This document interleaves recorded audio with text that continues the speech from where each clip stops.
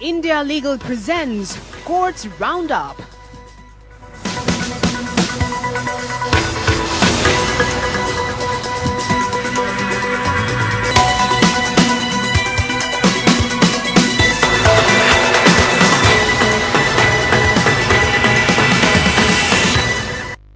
नमस्कार, मैं हूं आपके साथ रेशु त्यागी। कोर्ट्स राउंडअप में आप सभी का स्वागत है।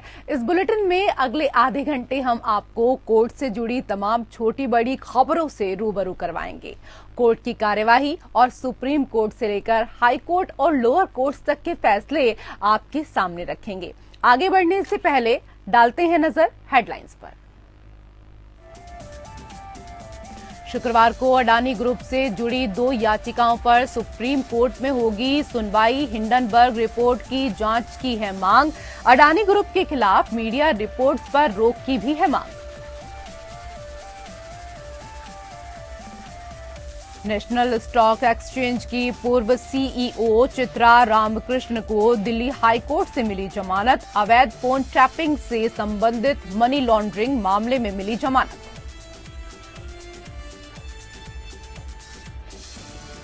मुंबई अहमदाबाद बुलेट ट्रेन परियोजना को बॉम्बे हाई कोर्ट ने दी सहमति। कहा, जमीन अधिग्रहण में कोई अनियमितता नहीं, सार्वजनिक हित है, निजी हित से ऊपर।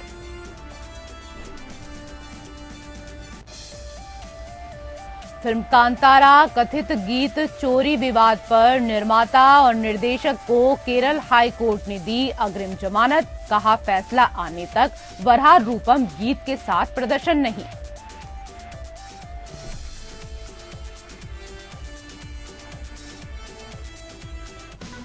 India Legal presents Courts Roundup.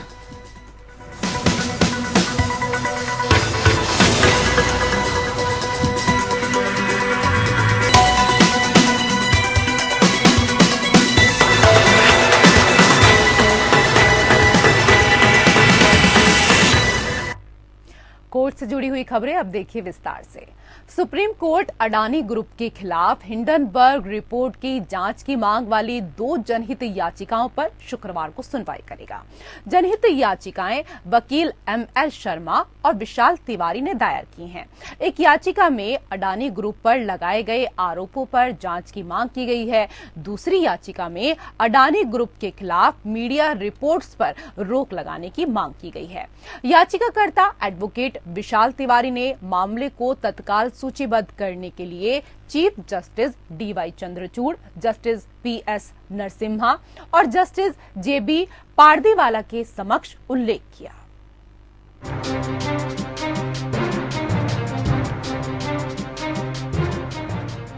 Hindenburg report को लेकर दाखिल याचिका पर सुप्रीम कोर्ट सुनवाई के लिए तैयार हो गया है।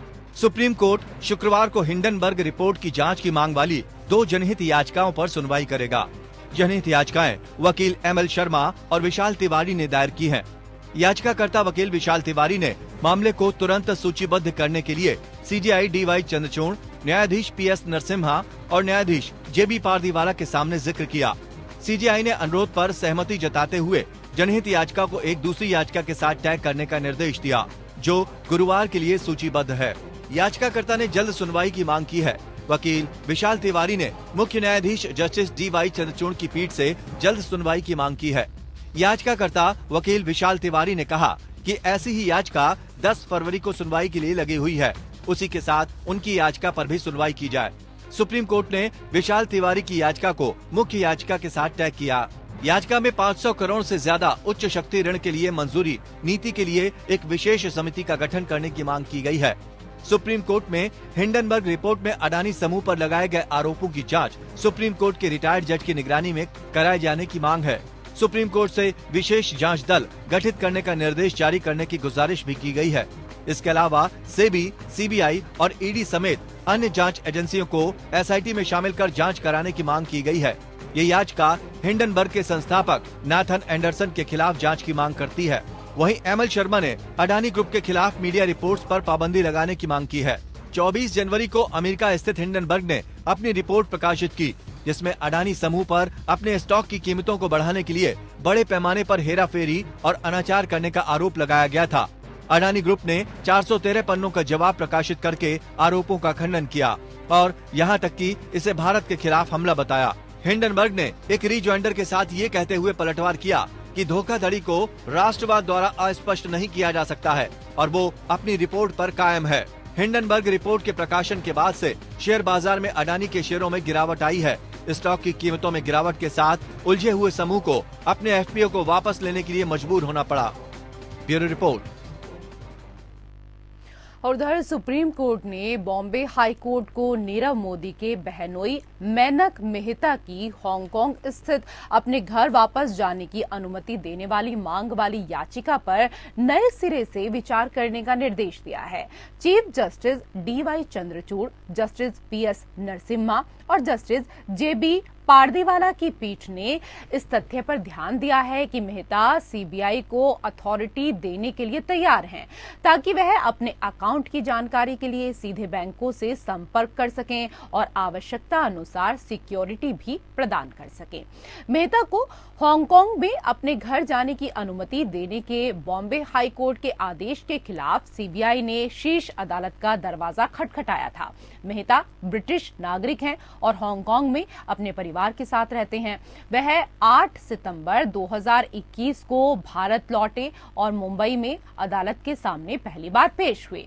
कुछ महीनों के बाद मेहता ने कहा कि हांगकांग में उनको वापस घर जाना है और उनके परिवार, जिसमें पत्नी, बच्चे और बुजुर्ग माता पिता शामिल थे, उनको उनकी जरूरत है। मेहता को घर जाने की अनुमति दी गई।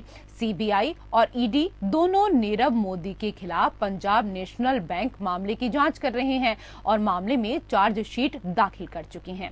पिछली सुनवाई में एएसजी एसवी राजू की दलीलों पर की मेहता ने सीबीआई को लेटर ऑफ अथॉरिटी प्रदान करने से इनकार कर दिया था। सुप्रीम कोर्ट ने मेहता को बैंक खातों के लिए सीबीआई को लेटर ऑफ अथॉरिटी प्रदान करने का सुझाव दिया था, जिसकी पंजाब नेशनल बैंक धोखाधड़ी मामले में सीबीआई जांच की जा रही है।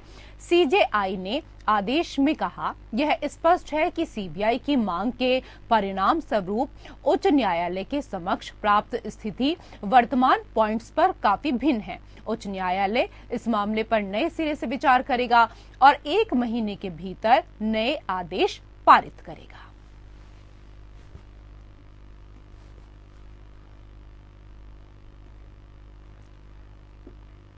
उधर all India Muslim personal law board ने दूसरी याचिका में भी सुप्रीम कोर्ट के समक्ष अपना हलफनामा दायर किया है, जिसमें मुस्लिम महिलाओं को नमाज अदा करने के लिए मस्जिद में प्रवेश करने का निर्देश देने की मांग की गई है। हलफनामे में कहा गया है कि इस्लाम में मुस्लिम महिलाओं के मस्जिद में प्रवेश करने पर कोई पाबंदी नहीं है। महिलाएं मस्जिद नमाज अदा कर सकती हैं। बोर्ड ने बयान जारी कर इसकी जानकारी देते हुए बताया कि यह हलफनामा मोटे तौर पर बोर्ड द्वारा सर्वोच्च न्यायालय के समक्ष दायर इसी तरह की याचिका में पहले हलफनामे के अनुरूप है। बोर्ड ने इस्लामिक ग्रंथों का संदर्भ में कहा कि मुस्लिम महिलाओं के मस्जिदों में प्रवेश करने और अकेले या सामूहिक तौर पर नमाज अदा करने पर कोई प्रतिबंध नहीं है। बोर्ड ने बताया कि महिला और पुरुष के एक ही साथ नमाज अदा करने पर मनाही है। बोर्ड ने कहा, अगर संभव हो तो मस्जिद की प्रबंध समिति परिसर के अंदर महिलाओं के लिए अलग इंतजाम करें। बोर्ड ने ये भी स्पष्ट किया कि याचिकाकर्ता ने मक्का में लेक स्टोन या हजरे अस्वद के आसपास तवाफ का उदाहरण दिया गया है। वो नमाज की अदायगी के हवाले से गुमराह करने वाला है। यहाँ तक कि मक्का में पवित्र काबा के आसपास की सभी मस्जिदों में पुरुष और महिला एक साथ नमाज अदा करने की इजाजत नहीं है। इस तरह भारत में ये मामला मौजूदा मस्जिदों में उपलब्ध सुविधा पर निर्भर है। मस्जिद की प्रबंध समितियां महिलाओं के लिए इस तरह के अलग अलग स्थान बनाने के लिए स्वतंत्र हैं। बोर्ड ने मुस्लिम समुदाय से भी अपील करते हुए कहा कि जहां भी नई मस्जिद बनाई जाए, महिलाओं के लिए उपयुक्त जगह बनाने के इस मुद्दे को ध्यान में रखा जाए।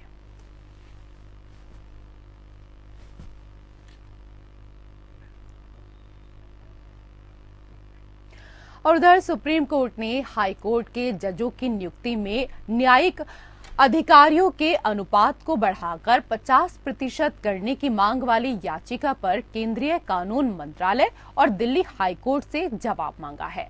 जस्टिस BR गवई और जस्टिस विक्रम नाथ की पीठ ने ऑल इंडिया जजेज एसोसिएशन मामले में दायर एक हस्तक्षेप आवेदन पर सुनवाई करते हुए नोटिस जारी किया। वर्तमान में उच्च न्यायालय में न्यायिक अधिकारियों को 1/3 हाईकोर्ट के पद पर नियुक्त करने की प्रथा है। शेष 2/3 सदस्य बाहर से आते हैं। 7 फरवरी को सुनवाई के दौरान senior advocate Rakesh Khanna, advocate Sachin Jain और एडवोकेट अजय कुमार अग्रवाल आवेदकों के लिए उपस्थित हुए। संविधान के अनुच्छेद 217 उपधारा 2 पर भरोसा करते हुए दिल्ली के न्यायिक सेवा संघ द्वारा दायर आवेदन में कहा गया है कि उच्च न्यायालय के न्यायाधीशों के रूप में पदोन्नति के 2 तरीके हैं। पहला तरीका या स्रोत वह व्यक्ति है जिसने कम से कम 10 वर्षों के लिए एक न्यायिक पद संभाला है और दूसरा स्रोत वह व्यक्ति है जो कम से कम 10 वर्षों तक एडवोकेट रहा है। आवेदन में कहा गया है कि ये 2 स्रोत स्वतंत्र और अलग हैं। संविधान में बार या सेवा से उच्च न्यायालय के न्यायाधीशों के सेवन के बारे में कोई अनुपात या कोटा का उल्लेख नहीं किया गया है। चूंकि अनुच्छेद 217 उपधारा 2A और B श्रेणियों की तुलना में नियुक्तियों के लिए कोई अनुपात निर्धारित नहीं करता है। यह तथ्य कि न्यायिक अधिकारियों की श्रेणी को समान रूप से न्यायिक पदों पर आसीन व्यक्तियों पर अधिक जोर और जिम्मेदारी डालते हुए बार की श्रेणी से पहले रखा गया है। यह दर्शाता है कि संविधान निर्माताओं ने दोनों के साथ व्यवहार किया है। सुप्रीम कोर्ट ने राष्ट्रीय उपभोक्ता विवाद निवारण आयोग या NCDRC के एक आदेश को रद्द कर दिया है। आयोग ने एक लेडी मॉडल को 2 करोड़ रुपए का मुआवजा देने का आदेश दिया था, जिसने खराब हेयर कट और खराब हेयर ट्रीटमेंट की शिकायत की थी, जिसे उन्होंने दिल्ली के एक 5 स्टार होटल में कराया था। मुआवजे की राशि के नए सिरे से निर्धारण के लिए मामले को NCDRC को वापस भेजते हुए जस्टिस अनिरुद्ध बोस और जस्टिस विक्रम नाथ की खंडपीठ ने कहा कि निर्धारित साक्ष्य पर आधारित होना चाहिए और केवल प्रतिवादी उपभोक्ता के दावों पर आधारित नहीं होना चाहिए। कोर्ट ने कहा NCDRC ने एक महिला के जीवन में बालों के महत्व के बारे में चर्चा की थी और कहा था कि यह मॉडलिंग और विज्ञापन उद्योग में करियर बनाने के लिए एक संपत्ति हो सकती है। हालांकि मुआवजे की मात्रा भौतिक साक्ष्य पर आधारित होनी चाहिए, न कि केवल मांगने पर। हेयर ड्रेसर स्टाइलिस्ट उपलब्ध न होने के कारण उन्होंने दूसरे स्टाइलिस्ट से हेयर कट और ट्रीटमेंट लिया था। वह उस स्टाइलिस्ट की सर्विस पर पहले भी नाखुशी जाहिर कर चुकी थी। हालांकि मैनेजर के आश्वासन पर कि उन्होंने काफी सुधार किया है, वह नए स्टाइलिस्ट से सर्विस लेने के लिए तैयार हुई थी। 3 मई 2018 को रॉय इस काम के लिए दोबारा सैलून गई। हालांकि उपचार के दरमियान अतिरिक्त अमोनिया के प्रयोग से उनके बाल और खोपड़ी पूरी तरीके से क्षतिग्रस्त हो गए और परिणाम स्वरूप बहुत जलन हो रही थी। ट्रीटमेंट के बाद उन्होंने आरोप लगाया कि उनके बाल कठोर और खुरदरे हो गए और खोपड़ी में जलन महसूस होने लगी। सुप्रीम कोर्ट ने पहले कहा कि सेवा में कमी थी या नहीं। इस सवाल पर NCDRC ने विचार किया है और इसलिए वह उस प्रश्न में नहीं जाना चाहता। अदालत ने सुप्रीम कोर्ट रजिस्ट्री को निर्देश दिया कि मामले को NCDRC वापस भेज दिया जाए।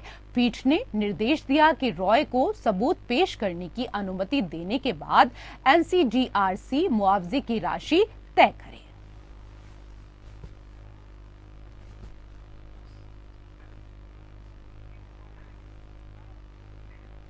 और उधर दिल्ली हाई कोर्ट ने नेशनल स्टॉक एक्सचेंज या NSE की पूर्व CEO चित्रा रामकृष्ण को एक्सचेंज द्वारा कर्मचारी के कथित अवैध फोन टैपिंग से संबंधित मनी लॉन्ड्रिंग मामले में जमानत दे दी है। जस्टिस जसमीत सिंह ने यह आदेश सुनाया।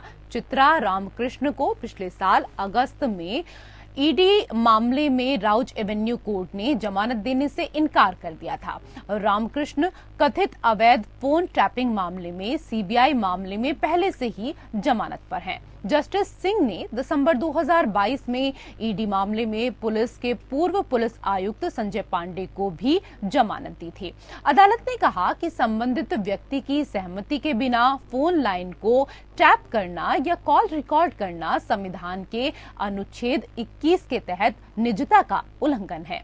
ईडी के अनुसार एनएसई की सीनियर अधिकारियों ने आईएसईसी सर्विस प्राइवेट लिमिटेड के पक्ष में एनएसई साइबर कमजोरियों के आवधिक अध्ययन की आड़ में समझौता या कार्य आदेश जारी किया और अवैध रूप से अपने कर्मचारियों के फोन कॉल्स की टैपिंग की थी। एजेंसी ने आगे आरोप लगाया कि टेलीग्राफ अधिनियम के अनुसार सक्षम प्राधिकारी से अनुमति के बिना मशीन लगाकर अवैध अवरोधन किया गया।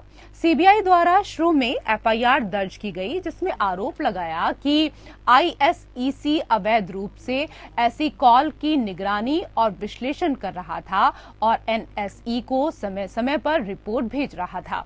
यह आरोप लगाया गया है कि टेलीफोन निगरानी भारतीय टेलीग्राफ अधिनियम 1885 के तहत सक्षम प्राधिकारी की अनुमति के बिना की गई और यह एनएसई कर्मचारियों की जानकारी और सहमति के बिना की गई।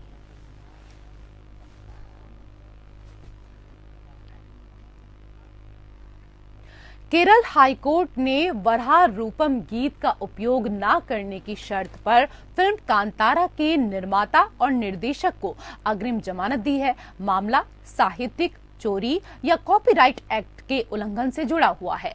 कोर्ट ने कहा, फिल्म कांतारा का प्रदर्शन तब तक नहीं होगा जब तक कॉपीराइट के उल्लंघन पर फैसला नहीं आ जाता।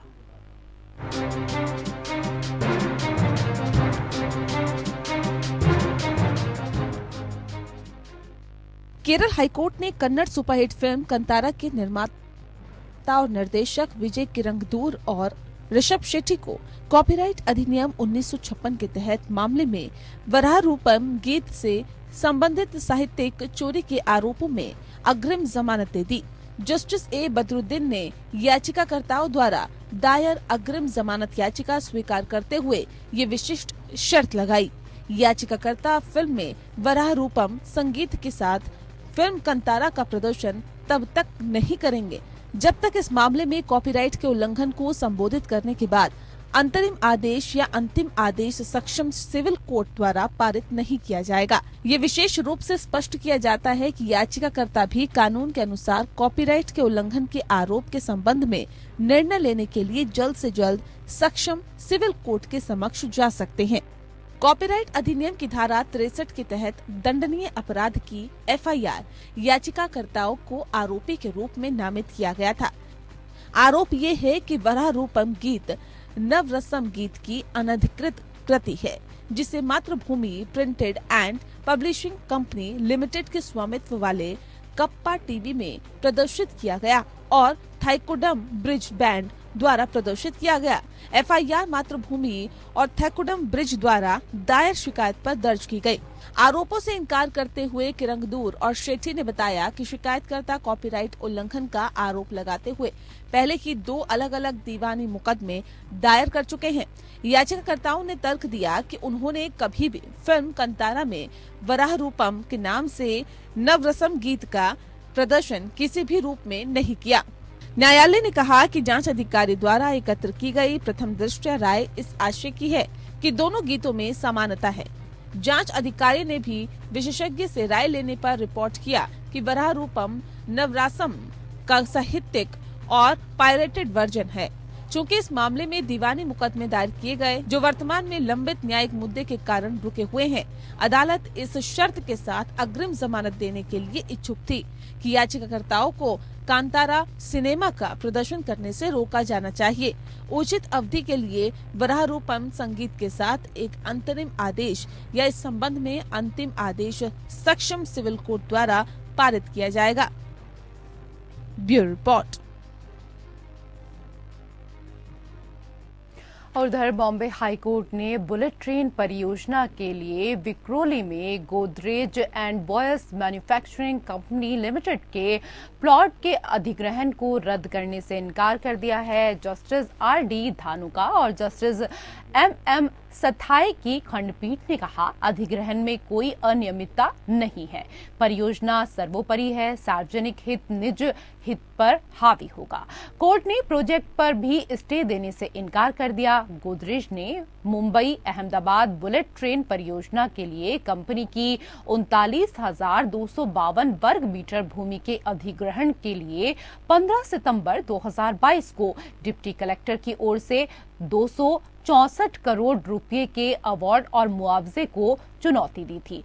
कंपनी ने दावा किया कि ये राशि 572 करोड़ रुपए की प्रारंभिक पेशकश का एक अंश थी। हालांकि याचिका में मुख्य चुनौती 20 अगस्त 2019 की एक अधिसूचना थी, जो भूमि अधिग्रहण, पुनर्वास और पुनर्स्थापना अधिनियम 2013 में उचित मुआवजे और पारदर्शिता के अधिकार की धारा 10A के तहत जारी किए गए सामाजिक प्रभाव मूल्यांकन से परियोजना को छूट देती थी। इसने उचित मुआवजा अधिनियम की धारा 25 के प्रावधान की संवैधानिक वैधता को भी चुनौती दी थी, जो राज्य को अवार्ड जारी करने के लिए एक्सटेंशन देने की अनुमति देती है। गोदरेज और सरकार 2019 से कंपनी के स्वामित्व वाली भूमि के अधिग्रहण को लेकर आमने सामने है। भूमिगत सुरंग के प्रवेश बिंदुओं में से एक विक्रोली गोदरेज के स्वामित्व वाली भूमि पर पड़ता है। राज्य ने गोदरेज को परियोजनाओं में देरी के कारण 1000 करोड़ रुपए की लागत वृद्धि के लिए दोषी ठहराया, जबकि गोदरेज ने दावा किया कि भूमि अधिग्रहण की कार्यवाही में पेटेंट अवैधताएं थी। हाईकोर्ट ने अपने आदेश में कहा कि याचिकाकर्ता सामाजिक प्रभाव के आकलन की कमी से प्रभावित नहीं थे और राज्य के पास भूमि अधिग्रहण, पुनर्वास और पुनर्स्थापना अधिनियम में उचित मुआवजे और पारदर्शिता के अधिकार की धारा 10A और 25 के तहत किसी विशेष परियोजना को छूट देने की शक्ति थी।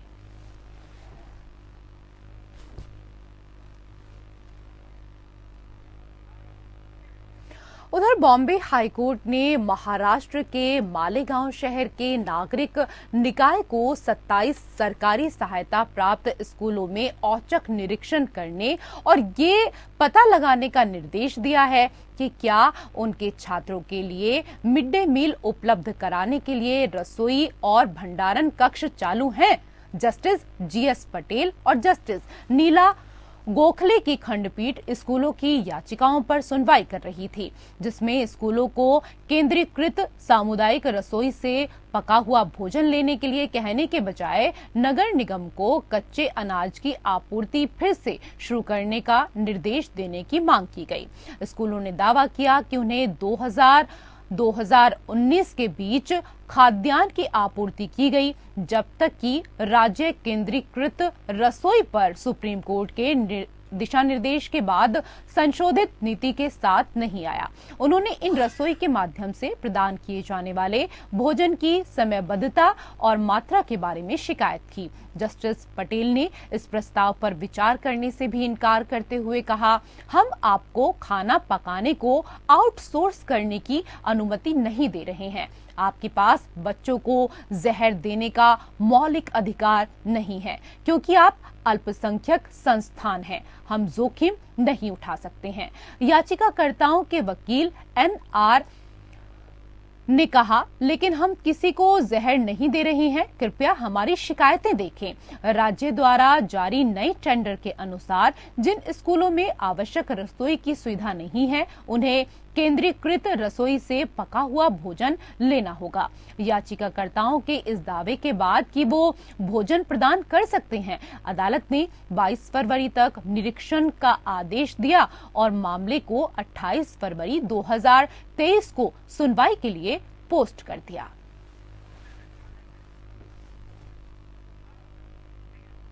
और इसी के साथ कोर्ट से जुड़ी हुई खबरों में फिलहाल इतना ही। नमस्कार। India Legal presents Courts Roundup.